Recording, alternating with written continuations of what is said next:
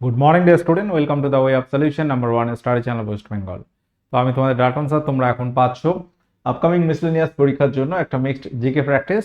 তো miscellaneous related class number 2 প্রত্যেকেই যারা ক্লাসে কানেক্ট আছো, এর আগে একটা ক্লাস আমি নিয়েছি সায়েন্স রিলেটেড মিসলেনিয়াস জিকে, এবং আজকে আমরা একটা মিক্সড জিকে প্র্যাকটিস করব। প্রত্যেকে যারা কানেক্ট আছো আমাদের টেলিগ্রামে কানেক্ট থাকো, the way of solution verified Telegram group. এখানে সমস্ত ক্লাসের নোটিফিকেশন বা লিঙ্ক তোমরা পেয়ে যাবে যথাসময়ে। এবং আমাদের TWS একাডেমি অ্যাপ আছে, এই অ্যাপে তোমরা বিভিন্ন পরীক্ষা ওরিয়েন্টেড কোর্স পাবে। এবং এখানে আমাদের কিন্তু মিসলেনিয়াসের একদম নতুন একটা ব্যাচ শুরু হয়েছে। যদি তোমরা মিসলেনিয়াস পরীক্ষার্থী হও অবশ্যই ব্যাচে জয়েন করতে পারো। এছাড়া আমাদের আরও অনেক ব্যাচ রয়েছে। যদি মনে হয় আমরা কম্বাইন্ড ফাউন্ডেশন পড়বো বা রেল বা WBP, ANM, GNM, upper primary সব রকম ব্যাচ কিন্তু অ্যাভেলেবেল আছে। তো চলো আমরা জিকে প্র্যাকটিস করব। মিক্সড জিকে প্র্যাকটিস হবে এই ক্লাসে। কোশ্চেন নাম্বার 1, সর্পগন্ধা গাছ থেকে কোন উপাক্ষার পাওয়া যায়? সঠিক উত্তর কি হবে? খুব সহজ প্রশ্ন। দেখো, পরীক্ষায় সহজ কঠিন সব রকম প্রশ্ন তোমরা পাবে। এবার চেষ্টা করতে হবে ভুল কতটা কমানো যায়। সহজ প্রশ্ন দেখবে বেশি ভুল হয়, সেটা সতর্ক থাকতে হবে। সর্পগন্ধা গাছ থেকে কোন উপাক্ষার পাওয়া যায়? কুইনাইন, এটা সিনকোনা গাছ থেকে আমরা পাই।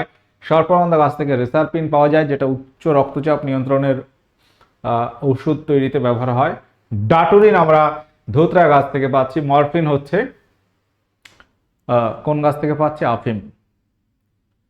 পরবর্তী কোশ্চেন, কোশ্চেন নাম্বার 2, রূপোর অ্যামালগাম কিসে ব্যবহৃত হয়? রূপোর অ্যামালগাম কিসে ব্যবহৃত হয়? বিচারণ প্রক্রিয়ায়, দন্ত চিকিৎসা, আয়নাতে, নাকি কোনোটি নয়? কোশ্চেন নাম্বার 2, এখানে সঠিক উত্তর কি হবে? রূপোর অ্যামালগাম কিসে ব্যবহৃত হয়? সঠিক উত্তর কি হবে বলো প্রত্যেকে যারা ক্লাসে কানেক্ট আছো। অপশন বি হবে দন্ত চিকিৎসা। কোশ্চেন নাম্বার 3, লেভার কাপ কোন খেলার সঙ্গে যুক্ত? হকি, ফুটবল, গলফ, নাকি টেনিস? লেভার কাপ কোন খেলার সঙ্গে যুক্ত? প্রত্যেকে আনসার করবে। সঠিক উত্তর কি হবে? লেভার কাপ কোন খেলার সঙ্গে যুক্ত? সঠিক উত্তর হবে এখানে টেনিস খেলার সঙ্গে যুক্ত, লন টেনিস। এটা কিন্তু loan tennis. Lever cup, loan tennis একটা কাপ প্রতিযোগিতা। কোশ্চেন নাম্বার 4, সংবিধান, ভারতের যে সংবিধান আছে এই সংবিধানের ধারণা প্রথম কে দিয়েছিলেন? প্রথমে যদি আমরা দেখি অফিসিয়ালি, এখানে যে অপশনগুলো আছে, জওহরলাল নেহেরু, BN রাও, MN রায়, মানবেন্দ্রনাথ রায়, ডক্টর BR আম্বেদকর। সঠিক উত্তর কি হবে? সঠিক উত্তর হয়ে যাবে, আমরা বলবো মানবেন্দ্রনাথ রায়, MN রায়। ভারতের সংবিধানের জনক কাকে বলা হয়? Father of Indian constitution doctor BR আম্বেদকরকে বলা হয়। ভারতের সংবিধান কার্যকরী হয়েছে 1950 সালে 26শে জানুয়ারি। কোশ্চেন নাম্বার 5, দেখো এটা একটু প্রিভিয়াস কোশ্চেন, বাট এটা আমাদের এই ধরনের কোশ্চেন অনেক সময় পরীক্ষা দিয়ে দেয়। প্যারিস অলিম্পিকে 2024-এ ভারতের অবস্থান কোথায় ছিল? লাস্ট অলিম্পিক বলতে গেলে প্যারিস অলিম্পিক 2024, ঠিক আছে। এবং আপকামিং অলিম্পিক আছে 2028 সালে লস অ্যাঞ্জেলস, ক্যালিফোর্নিয়া, আমেরিকাতে, USA-তে।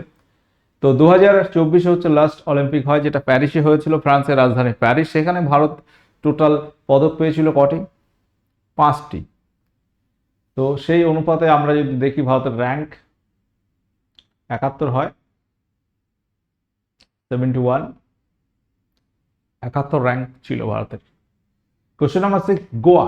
গোয়া এটি ভারতের একটি রাজ্য আমরা জানি, এবং সব থেকে ছোট রাজ্য। 25তম অঙ্গরাজ্য হিসেবে স্বীকৃতি পায় কোন সালে? বলো কি হবে এখানে সঠিক উত্তর?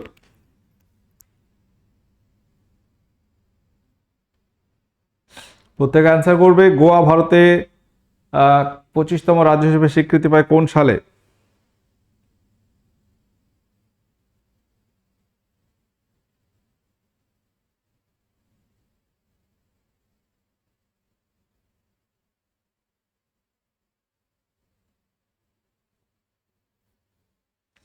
আচ্ছা, এখানে একটা জিনিস আমার মিস্টেক হয়েছে। এখানে প্যারিস অলিম্পিকে ভারতের 71 র্যাঙ্ক এবং টোটাল 6টা পদক পায়। 5টা হচ্ছে ব্রোঞ্জ, একটা হচ্ছে সিলভার মেডেল, টোটাল 6টা মেডেল পেয়েছিল, 5টা হচ্ছে ব্রোঞ্জ,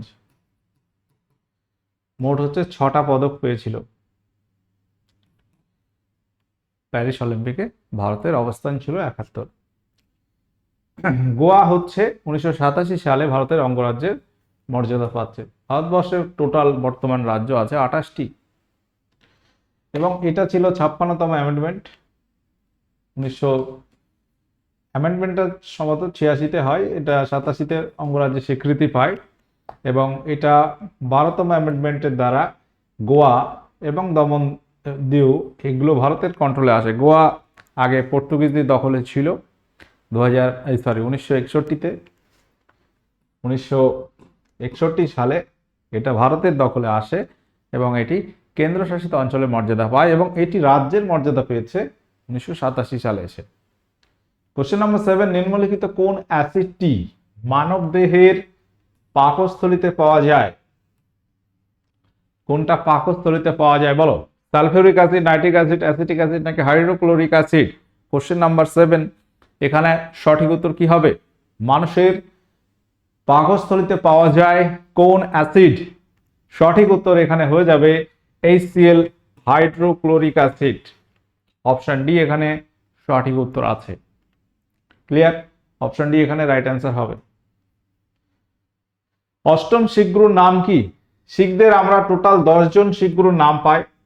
গুরুপদ, গুরু তোমার গোবিন্দ সিং ছিল 10ম শিখ গুরু।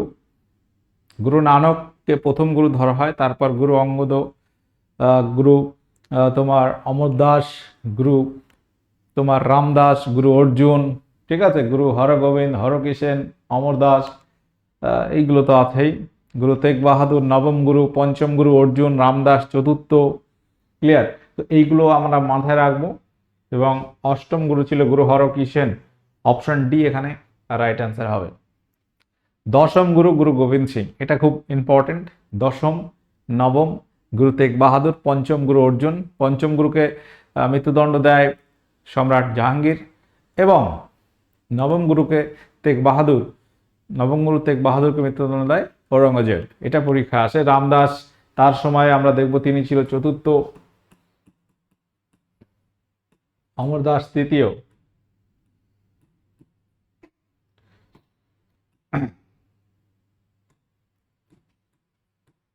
গুরু হরগোবিন্দ কত নম্বর ছিল বলবে? তো হরকিষেন ছিল 8ম গুরু।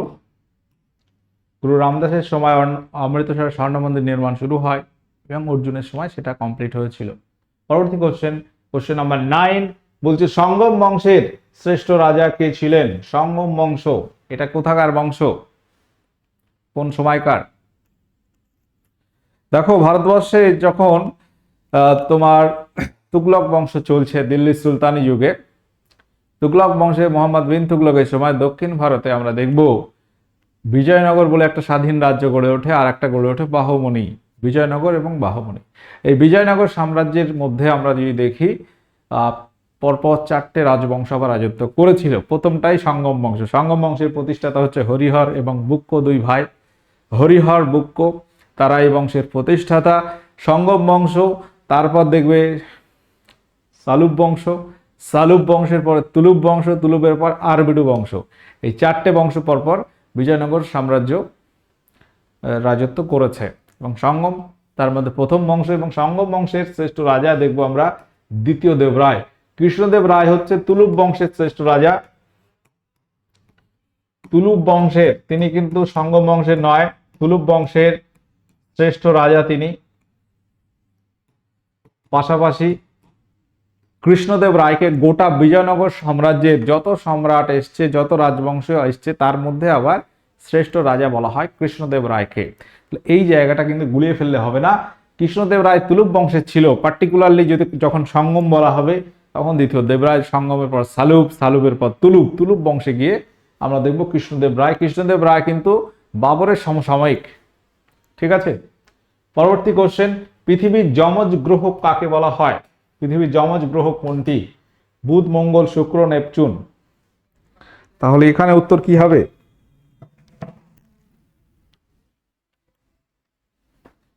পৃথিবীর যমজ গ্রহ কোনটি? বুধ, মঙ্গল, শুক্র, নেপচুন। সঠিক উত্তর কি হবে? সঠিক উত্তর হবে শুক্র, পৃথিবীর যমজ গ্রহ। ঠিক আছে, পরবর্তী কোশ্চেন, নিচের কোনটি এককবিহীন রাশি? নিচের কোনটি এককবিহীন রাশি? সঠিক উত্তর কি হবে এখানে? নিচের কোনটি এককবিহীন রাশি? পারমাণবিক ওজন, আপেক্ষিক তাপ, ঘনত্ব, প্রতিসারাঙ্ক। সঠিক উত্তর কি হবে? এককবিহীন রাশি হচ্ছে প্রতিসারাঙ্ক। অপশন ডি এখানে সঠিক উত্তর হয়ে যাবে। এককবিহীন রাশি দেখা যাচ্ছে দুটি সমজাতীয় রাশির অনুপাত, সেগুলোর কোনো একক থাকে না, তার মধ্যে প্রতিসারাঙ্ক একটি। পারমাণবিক ওজন এর একক আছে, আপেক্ষিক তাপ, ঘনত্ব একক আছে। কোশ্চেন নাম্বার 12 বলছে গৌড়ের বড়সোনা মসজিদ কে নির্মাণ করেছেন? গৌড়ের বড়সোনা মসজিদ এর নির্মাতা কে? আলাউদ্দিন হোসেন শাহ, নসরত শাহ, গিয়াসউদ্দিন মাহমুদ শাহ, শিহাবুদ্দিন শাহ। কোশ্চেন নাম্বার 12, এখানে সঠিক উত্তর কি হবে বলো? প্রত্যেকে অ্যান্সার করবে। গৌড়ের বড়সোনা মসজিদ নির্মাতা হচ্ছে নসরত শাহ। হোসেন শাহকে বলা হয় বাংলার আকবর। শ্বেত বিপ্লব হয় কোন পঞ্চবার্ষিকী পরিকল্পনায়? শ্বেত বিপ্লব বা হোয়াইট রেভলিউশন, এটা হচ্ছে দুধ উৎপাদন বৃদ্ধি। শ্বেত বিপ্লবের জনক হচ্ছে ডক্টর ভার্গিস কুরিয়ান, এবং শ্বেত বিপ্লব এর সময়কালটা আমরা যদি দেখি 1970 সাল নাগাদ। 1970 সাল নাগাদ যে পঞ্চবার্ষিকী পরিকল্পনা চলছিল সেটা কোনটি? প্রথম তো 1951 থেকে 56, দ্বিতীয় 56 থেকে 61, চতুর্থ 69 থেকে 74। তাহলে এখানে হবে চতুর্থ পঞ্চবার্ষিকী পরিকল্পনা 1969 থেকে 74। এই সময় শ্বেত বিপ্লব হয়। ঠিক আছে, হোয়াইট রেভলিউশন, এটা দুধ উৎপাদন বৃদ্ধি। কোশ্চেন নাম্বার 14 বলছে অ্যামোনিয়াম সালফেট মূলত কি রূপে ব্যবহৃত হয়? অ্যামোনিয়াম সালফেট এটা মূলত কি রূপে ব্যবহৃত হয়? সার রূপে, অ্যান্টিসেপটিক রূপে, সোনার পাত লাগাবার আঠা রূপে, ওষুধ রূপে। তাহলে এখানে আমরা কোন উত্তরটি নেব বলবে? অ্যামোনিয়াম সালফেট এটি কি জন্য ব্যবহার করি আমরা? এটা মূলত সার হিসাবে ব্যবহার করা হয়, যার সংকেত হচ্ছে NH4 2SO4। এটা হচ্ছে অ্যামোনিয়াম সালফেটের রাসায়নিক সংকেত। কোশ্চেন নাম্বার 15 সবরমতী নদী নিচের কোন শৃঙ্গ থেকে উৎপত্তি লাভ করেছে? কোন শৃঙ্গ থেকে উৎপত্তি লাভ করেছে?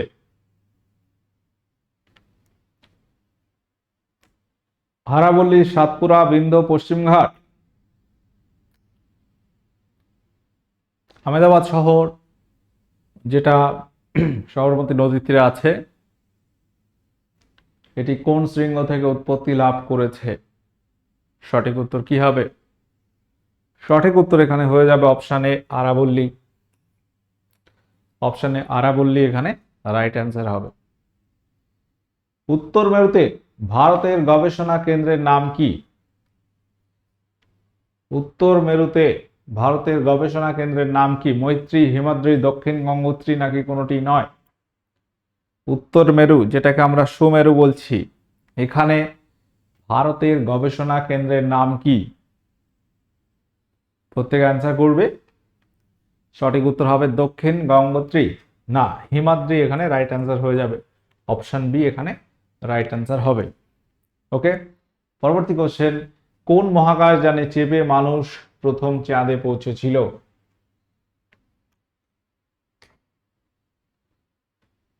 প্রথম চাঁদে পৌঁছায় কোন যানে চেপে? Neil Armstrong. তো এখানে উত্তর হবে অ্যাপোলো 11, অপশন এ এখানে কিন্তু সঠিক উত্তর হবে।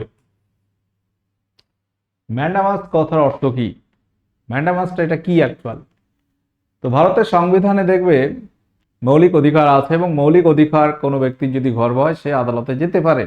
হাইকোর্ট 226 নম্বর ধারা বলে, এবং সুপ্রিম কোর্টে আর্টিকেল 32। তো এখানে হাইকোর্ট বা সুপ্রিম কোর্ট মৌলিক অধিকার কোনো ব্যক্তির খর্ব হলে তারা 5টা রিট জারি করতে পারে। সেই রিট বা লেখো হচ্ছে হেভিয়াস কর্পাস, ম্যান্ডামাস, কুই ওরান্টো, তোমার প্রহিবিশন এবং সার্টিওরারি। 5টা রিট জারি করে সেটাকে বিচার করা হয়। তো এর মধ্যে এই যে ম্যান্ডামাস কথার অর্থটা কি, কোন অধিকারে আমরা আদেশ করি বন্দি প্রত্যক্ষীকরণ, বিশেষভাবে জ্ঞাত হওয়া, এই যে অর্থগুলো আছে তার মধ্যে কোনটি? আমরা হেভিয়াস কর্পাস মানে বুঝি বন্দি প্রত্যক্ষীকরণ। আচ্ছা, ম্যান্ডামাস হচ্ছে আমরা আদেশ করি, উই অর্ডার। এই রিট নিয়ে আমার কিন্তু ক্লাস করানো হচ্ছে, আমি আর বেশি ডিসকাসে যাচ্ছি না। আমার একটা ক্লাস আছে দেখবে মৌলিক অধিকার, ভারতবর্ষের নাগরিকদের মৌলিক অধিকার, বেশ কয়েকদিন আগে করানো হয়েছে, মানে খুব বেশি দিন আগে নয়, হয়তো 1 মাসের মধ্যে তোমরা পেতে পারো। তো সেখানে দেখবে এই রিটগুলো নিয়ে ডিটেলসে লেখা আছে, নোট দেওয়া রয়েছে, তোমরা ইউটিউবে পেয়ে যাবে। ঠিক আছে। কোশ্চেন নাম্বার 19, মুনতাখাবুল লুবাব এই গ্রন্থের রচয়িতাকে? মুনতাখাব উল লুবাব গ্রন্থটির রচয়িতাকে? Option A Haji Ibrahim Sirhindi, option B Dara Shikoh, option C Kafika, option D Todarmal. আমরা জানি এখানে দারা শিকো উপনিষদের ফার্সি অনুবাদ করেছেন, অথর্ববেদ তার ফার্সি অনুবাদ করেছেন হাজি ইব্রাহিম সিরহিন্দি। কাফিকা তিনি লিখেছেন মুনতাখাবুল লুবাব। এই কাফিকা হচ্ছে ঔরঙ্গজেবের সময়ের ঐতিহাসিক, ঔরঙ্গজেবের সমসাময়িক তিনি ছিলেন কাফিকা। মুনতাখাব উল লুবাব গ্রন্থের রচয়িতা। এই ধরনের প্রশ্ন কিন্তু পরীক্ষা আসে, মনে রাখতে হবে। কোশ্চেন নাম্বার 20 বলছে বেতলা জাতীয় উদ্যান এটি কোন রাজ্যে অবস্থিত? বেতলা জাতীয় উদ্যান এটি কোন রাজ্যে অবস্থিত? হরিয়ানা, কর্ণাটক, ঝাড়খণ্ড নাকি তোমার মহারাষ্ট্র? উত্তর কি হবে এখানে?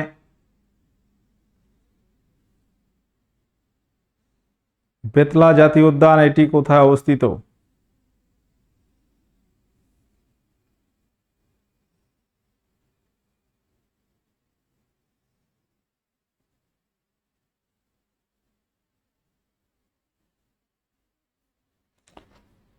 বেতলা জাতীয় উদ্যান হচ্ছে এটা ঝাড়খণ্ডে অবস্থিত।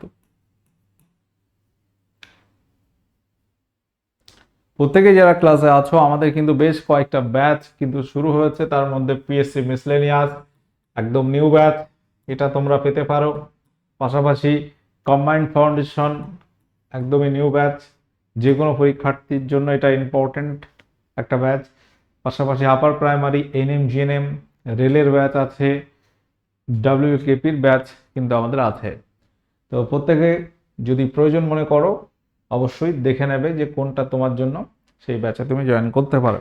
কোশ্চেন নাম্বার 21 বলছে সিংহাসন আরোহণের পূর্বে অশোক, সম্রাট অশোক কোন প্রদেশের শাসক হিসেবে নিযুক্ত ছিলেন?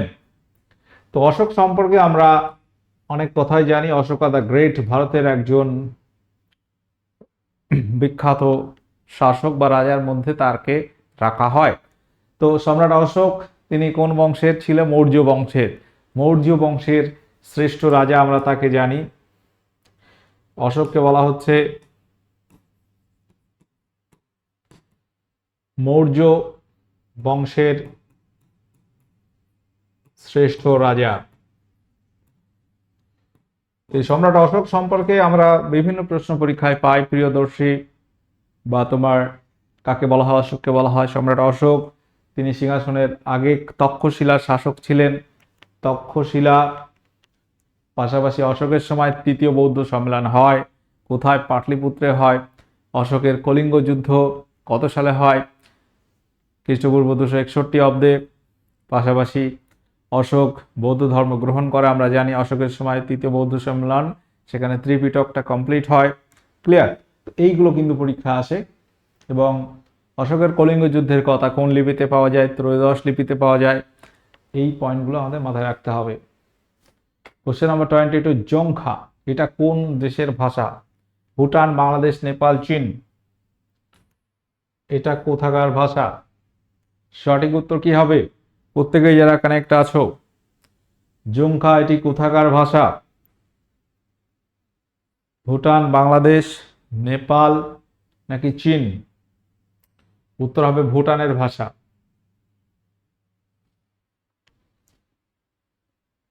স্পেলিংটা এরকম। আমাদের প্রতিবেশী একটি দেশ ভুটান, যেটাকে বজ্রপাতের দেশ বলা হয় বা একটা ল্যান্ড লক কান্ট্রি বলা হয় ভুটানকে।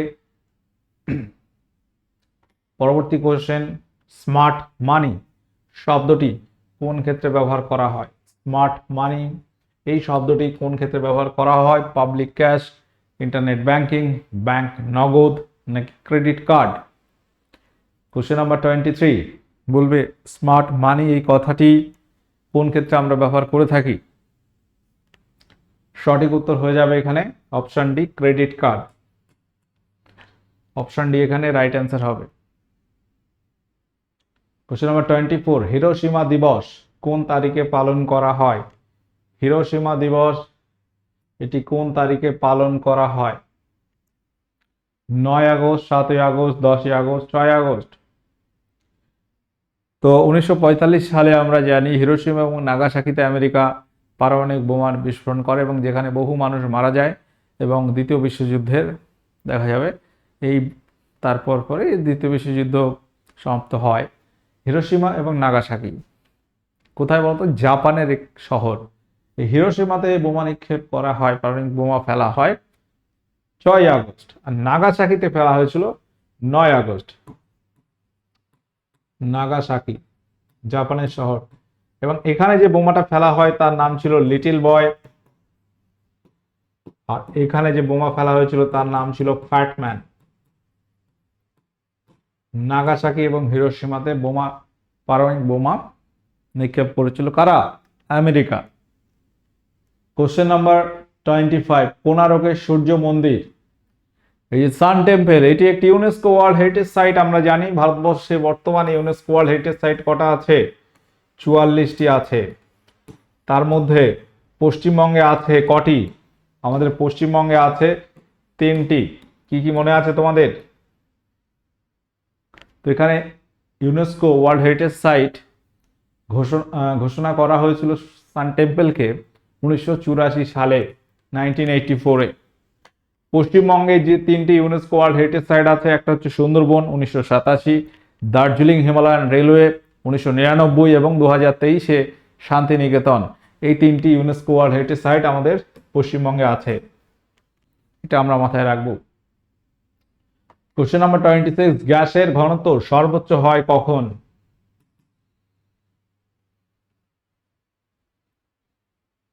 ঘনত্ব মানে কি? ঘনত্ব মানে কি? ঘনত্ব মানে হচ্ছে ভর ভাগ আয়তন, এটা আমরা মাথায় রাখবো। ভর তাকে আয়তন দিয়ে ভাগ করতে হবে, বা একক আয়তনে বস্তুর ভরকে বলা হয় ঘনত্ব। একক আয়তন মানে এক আয়তনে বস্তুর ভরকেই তার ঘনত্ব বলা হয়। তাহলে ঘনত্ব সর্বোচ্চ হবে তখন হয় আয়তনটা কমাতে হবে। আয়তন যদি কম হয়, ধরো ভর তুমি চেঞ্জ করতে পারছো না, 100 গ্রামের একটা গ্যাস আছে, 100 গ্রাম, যদি আয়তনটা তুমি ধরো 10 একক আছে, 10 থেকে কমিয়ে তাহলে 10 যদি থাকে এটা হয়ে যাবে 5, এটা অ্যান্সার আসবে 10। যদি এটা তুমি 5 করো, এটা যদি 5 করো তাহলে অ্যান্সার আসবে 20। অর্থাৎ তোমার এই আয়তনটা কি হচ্ছে সেটা ম্যাটার করছে, গ্যাসের আয়তনটা কি হচ্ছে সেটা এখানে ম্যাটার করছে। আয়তন কখন কম হবে কখন বেশি হবে সেটা আমরা যদি ক্যালকুলেট করতে পারি তাহলে ঘনত্বটা সর্বোচ্চ কখন হবে, বেশি হবে কখন বুঝতে পারবো। দেখো আমরা একটা জিনিস জানি, তাপমাত্রা যদি বাড়ানো হয় গ্যাসের আয়তন বেড়ে যায়, আর তাপমাত্রা কমালে গ্যাসের আয়তন কমে। চার্লসের সূত্র, 1 ডিগ্রি বাড়লে 1/273 অংশ বাড়বে, এটা একটা পয়েন্ট। আর যদি তুমি চাপ বাড়াও, যত চাপ দেবে তখন কি হবে? চাপ বাড়ালে গ্যাসের আয়তন কমে। বয়েলের সূত্র, চাপের সঙ্গে আয়তনের ব্যস্তানুপাতিক, V proportional to 1/p proportional to 1/v। Okay, চাপ যত বাড়াবে, একটা ইঞ্জেকশনের সিরিঞ্জ যত চাপ দেবে ভিতরে বায়ুটা কমবে। এইভাবে কিন্তু আমরা এটা মেজারমেন্ট করতে পারি। অর্থাৎ ঘনত্ব বেশি হবে যখন তাপমাত্রাটা কম হবে, উচ্চ তাপমাত্রা হবে না। তাপমাত্রা যখন খুব কম হবে, গ্যাসের আয়তন কম হবে। তাপের সঙ্গে সমানুপাতিক, উষ্ণতা বাড়লে গ্যাসের আয়তন বাড়ে। তাহলে এই দুটো আমরা নিতে পারি। আর চাপটা কি, চাপ যদি কম হয় মানে গ্যাসের আয়তন বেড়ে থাকবে, চাপ যত চেপে রাখবে গ্যাসের আয়তন কমে যায়। তাহলে এটা ভুল আছে, উত্তর হবে অপশন বি। অপশন বি এখানে রাইট অ্যান্সার হবে। প্রত্যেকে যারা কানেক্ট আছো তাহলে কনসেপ্ট কিন্তু এটা অপশন বি এখানে সঠিক উত্তর হয়ে যাবে। তো আমরা একটা হোমওয়ার্ক দেবো, এটা হোমওয়ার্ক ছিল। তো তোমরা যারা কানেক্ট আছো তোমরা অ্যান্সার করবে যে ঘনত্বের একক কি। ঘনত্বের একক কি হবে, একক কি? তোমরা সিজিএস একক লিখবে এবং এসআই একক, এটা কমেন্ট করে জানাবে। এইগুলো তোমাদের জানা জিনিস, হোমওয়ার্ক আমি দিচ্ছি। তো যাই হোক, তো আমরা একটা পরীক্ষার নোটিফিকেশন পেয়েছি এবং সেটা মিসলেনিয়াস, একটা ভালো একটা এক্সাম। তো প্রত্যেকেই যারা কানেক্ট আছো চেষ্টা করলে কিন্তু হবে, তুমি পারবে না এমন নয়, নিশ্চয়ই তুমি পারবে, তোমার মধ্যে সেই ক্ষমতাটা আছে। সেই ক্ষমতাটাকে তোমার নিজের মধ্য থেকে বার করতে হবে। সাবজেক্ট ভিত্তিক তোমরা পড়বে, প্রত্যেকটা সাবজেক্ট ধরে ধরে তুমি পড়ো, ঠিক আছে? নিশ্চয়ই তোমার উন্নতি হবে, উন্নতি হতে বাধ্য। রেগুলার সময় দাও, ঠিক আছে? ইংলিশটাকেও পড়তে হবে, কারণ শুধু তো পার্ট 1 পরীক্ষা দিলে হবে না, আসল তো পার্ট 2 মেন পরীক্ষাটা। পার্ট 1 কোয়ালিফাই তো করতেই হবে, নয়তো পার্ট 2 পারবে কি করে? পার্ট 2 কিন্তু ডেসক্রিপটিভ হয় এবং কারেন্ট টপিকগুলো তোমাকে জানতে হবে। এখন থেকেই নোট করা শুরু করো, বর্তমান যে ঘটনাগুলো ঘটছে সেগুলো তোমাকে প্রথম থেকেই নোট করতে হবে, একটা খাতা করবে। তাহলে একই সঙ্গে তোমার মেনের প্রস্তুতিটাও কিন্তু হতে থাকবে। ওকে, ওই কারেন্ট টপিকটা তোমার অ্যাজ এ কারেন্ট অ্যাফেয়ার্সও কাজে লাগবে।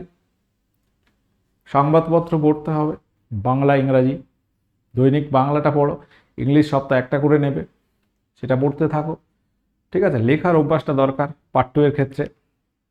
এবং জিকে জিএস পার্টটা তোমরা জানো, সেখানে তোমার এই যে কারেন্ট টপিকগুলোই কিন্তু কাজে লাগবে বেশি। তো যাই হোক, আমাদের ক্লাসগুলো করতে থাকো, আরও অনেক আলোচনা হবে পরবর্তী ক্লাসে। আমাদের ফ্রি ক্লাসগুলো পেতে দাও web solution, TWS academy, TWS smart চ্যানেলগুলো সাবস্ক্রাইব করে সাথে থাকো। আমাদের মিসলেনিয়াস ব্যাচ আছে, প্রয়োজন হলে অবশ্যই ব্যাচে তুমি জয়েন করতে পারো। আশা করি অনেকটাই তোমরা বুঝতে পারবে, উন্নতি করতে পারবে। ভালো থাকো, সুস্থ থাকো, দেখা হচ্ছে পরবর্তী সেশনে। ওকে, টাটা, বাই।